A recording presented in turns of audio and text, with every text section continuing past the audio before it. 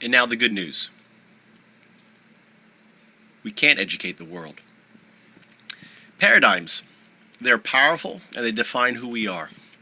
Most of the time we're unaware that they exist, and they control and define how we think and what we do. For example, did you know that the technology that brought about the Industrial Revolution existed 200 years prior to the Industrial Revolution? That's right. But it took 200 years of basically an evolved paradigm to finally accept the technology. And this is true for so many different things out there. And especially if you study the history of science, you'll see this reverberating over and over and over and over. When an idea lies outside our paradigm, it is extremely hard to accept it.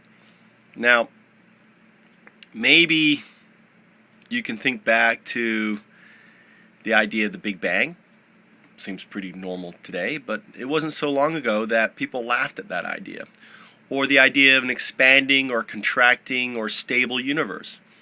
Most people would have said that the idea of an expanding universe just doesn't make any sense.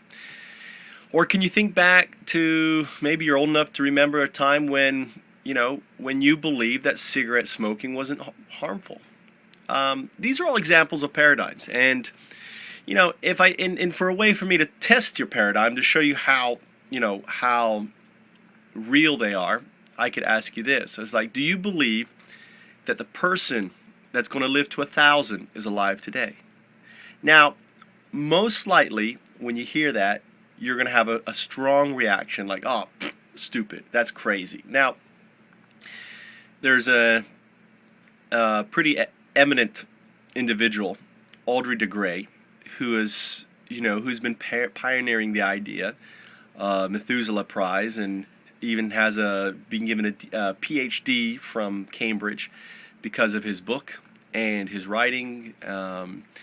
And to him, in his paradigm, he 100% believes that person is alive today. So is he just a madman? But if he's a madman, why was he talking at TED? Would they bring a madman on TED? I don't think so. So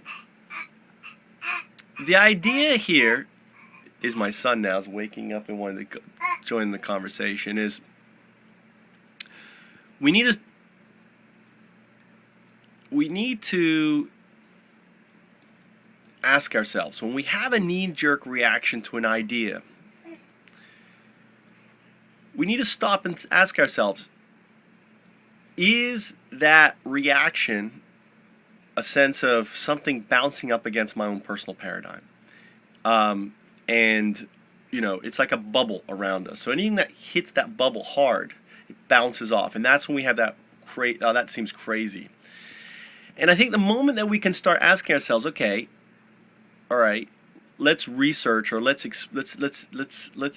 contemplate and learn about Audrey de Grey and why he says that, and what is his thought process behind it. I mean, when you do, all of a sudden you learn that Audrey's basic idea is that it's going to be a leapfrog. So it isn't like someone's going to live to 1,000 who's going to be born, but life extension may happen 20 years, and then within those 20 years, life extension can be another 50 years. Within those 50 years, certain technologies evolve, and so on and so on and so on.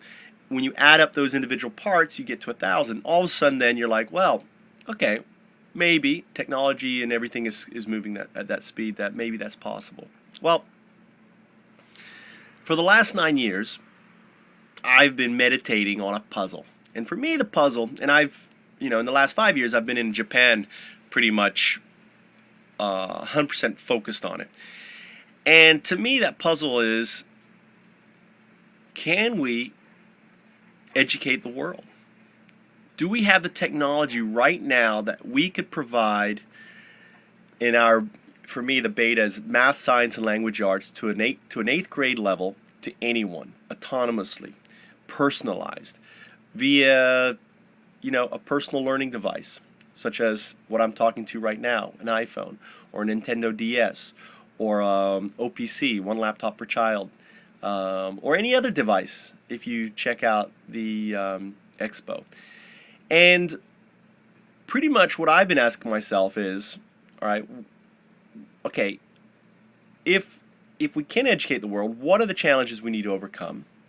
What technology are we missing or do we need?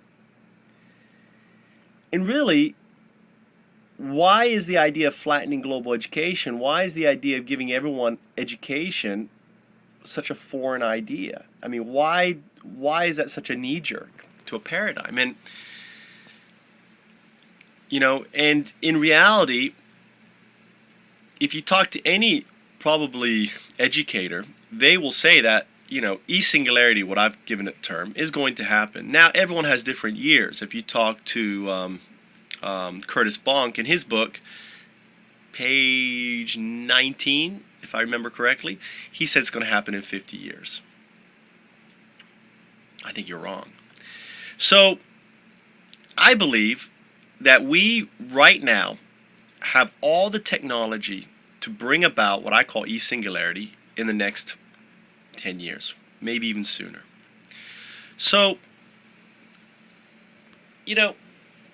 for me, when I think about flattening global education, maybe people think it's crazy, but to me, what I think is crazy is spending $25 billion on the International Space Station, or spending the billions on building CERN, or giving a prize for an autonomous vehicle that can go around a terrain, or even giving a $30 million prize for the X Prize dealing with space. To me, those are crazy ideas, because yeah, they may help society in some way, but how could you even, where is the prize, or where is if we spent the same amount of passion and focus and energy in the idea of, okay, here's a solution. We need a software solution that will deliver learnable objects in a fun way to anyone on a handheld device for free. Okay? To me, that doesn't sound so crazy. To me, that sounds like that is where we should be spending our effort. And I think when you start to think about that, when I say flatten global education, what I mean as a beta is like, let's give math, science, and language arts to anyone with a handheld device, and not worry about who's going to make the handheld device, who's going to pay for the handheld device, because see, those are just obstacles that that we throw up there as a reason for not doing it. Instead of saying, okay, if all of a sudden we have the device that will use technology developed by DARPA, which right now is being used in an iPhone called Siri, which is a personal assistant. So, this is $200 million worth of AI technology developed that now they're basically selling as a personal assistant. We could use technology from Siri. We could use a learning engine from Cerigo, which is behind the Smart FM. And we could use technology from Lion's Head Milo and EEG technology from Emotive, and embed all this technology together in a platform that will ultimately deliver specific, tailored, learnable objects to the end user in a fun way. So my argument comes down to that the only thing that is really stopping this from happening is a cultural paradigm. The paradigm that I started this talk on. And the reality is that the first thing that we need to do is to ask ourselves, and this is what Plato would say, let's define the terms. And what we need to define is, what is a teacher?